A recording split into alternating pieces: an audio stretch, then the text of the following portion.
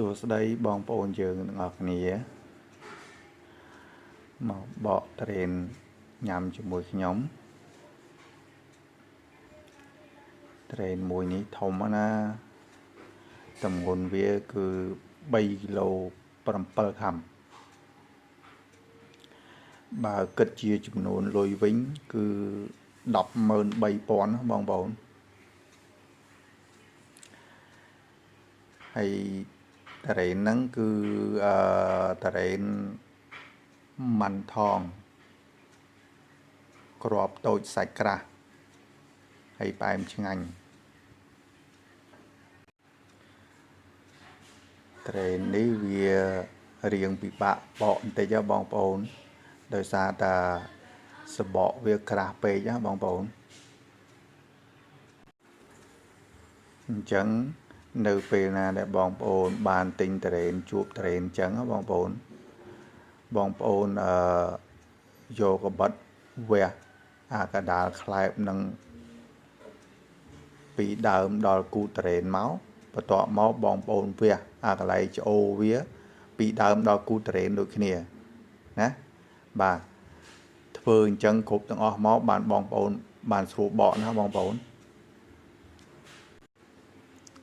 ហើយធ្វើអញ្ចឹងគឺសម្រាប់តែត្រេនដែលសបកក្រាស់ទេណាបងប្អូន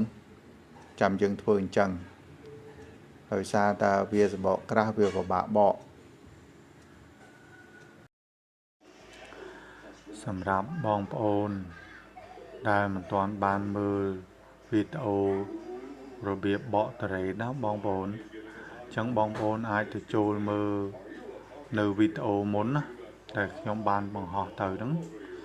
សូមបងប្អូនមើលវីដេអូហ្នឹងទៅតាំងពីដើមដល់ចប់ទៅបងប្អូន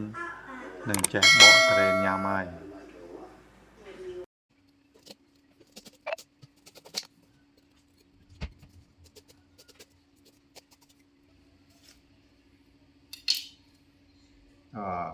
អត់ទាំងអស់គ្នាបងប្អូនណាចេញហើយអូយក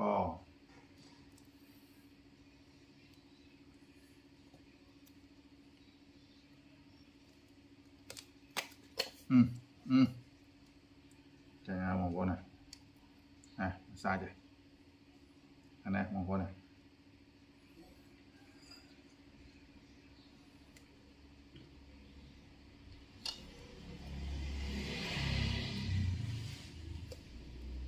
មួយទៀតណា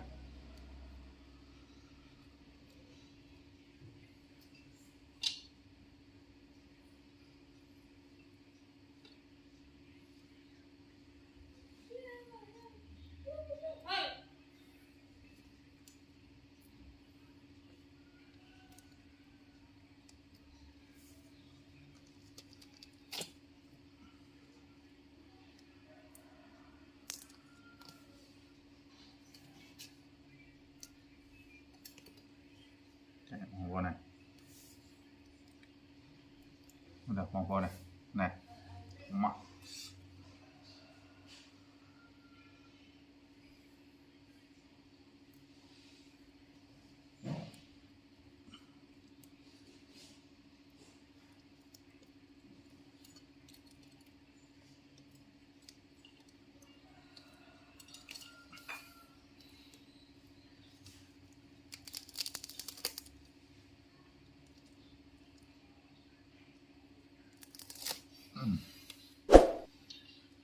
អូយសបកវាក្រាស់ពេកបងប្អូន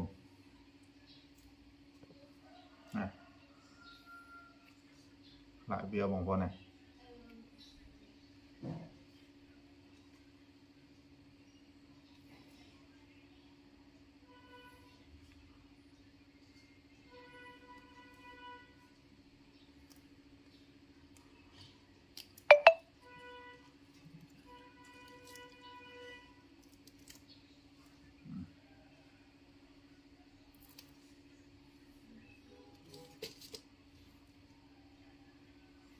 បងប្អូនណា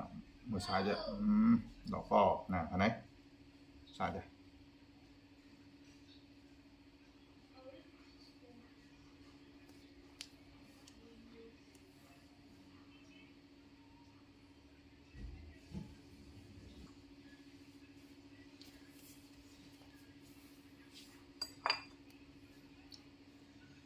thổ mà bóng bồn ơi thổ mà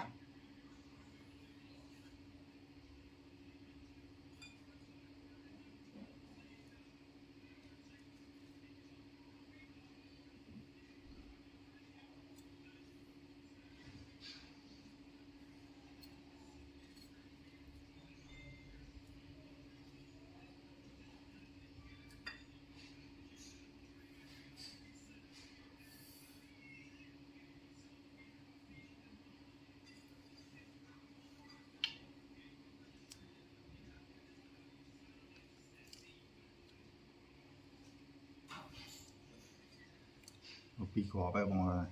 một là phần nào này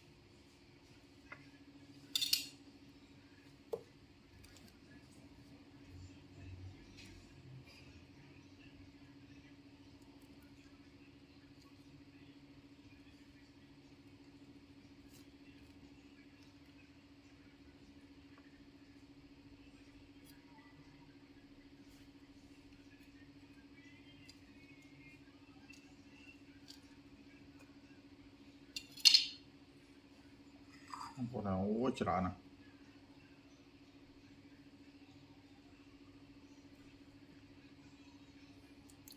bay crop và bóng bồn này bay crop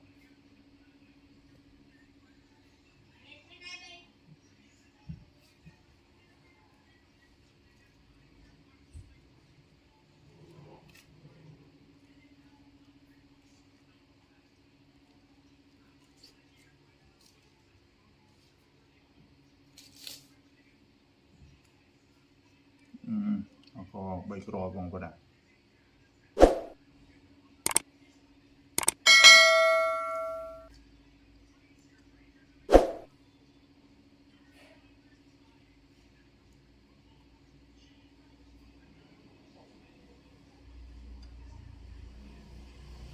đâu một ở nhằm trade người nhau má xài nó bao nè rồi crop tu cho một nè crop tu vậy mình thon crop tu cho một nè một sai vậy cũng bé nào đây à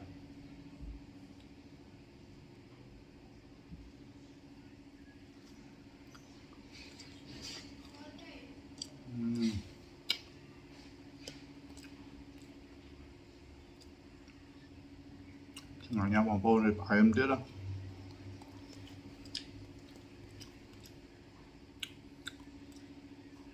มันท้องบางบนมันท้องกับปอด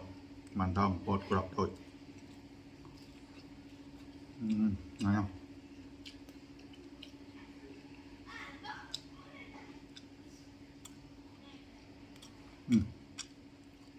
không sai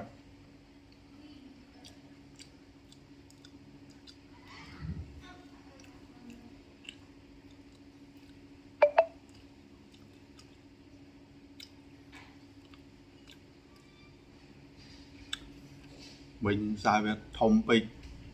hay sẽ bỏ về rừng căng cho người ông bà bỏ tích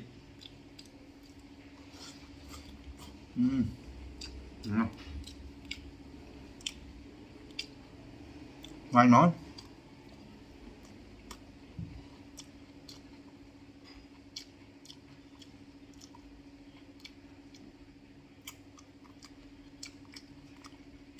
thì nó sẽ lại lối bóng bóng và em phải nhận lọt tôi chết nhưng mà khỏi về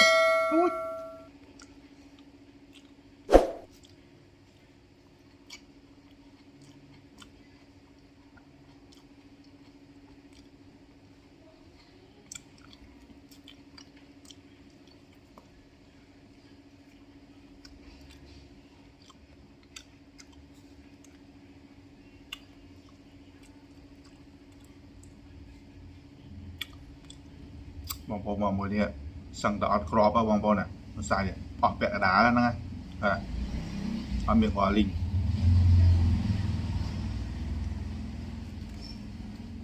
វ៉ាបងមើលវ៉ាវាមួយ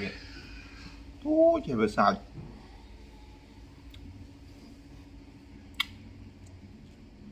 អត់ស្ដាយលុយទេបងប្អូន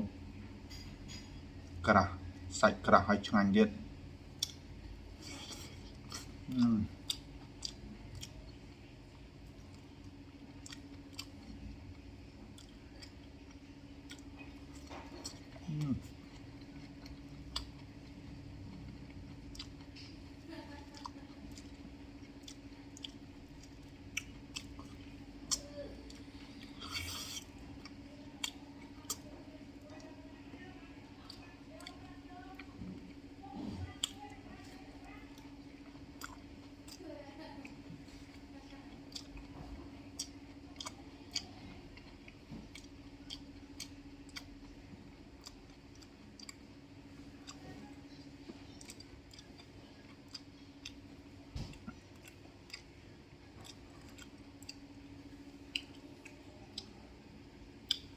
បាទហើយក៏សូមអរគុណបងប្អូនទាំងអស់គ្នាដែលបានទស្សនាវីដេអូរបស់ខ្ញុំ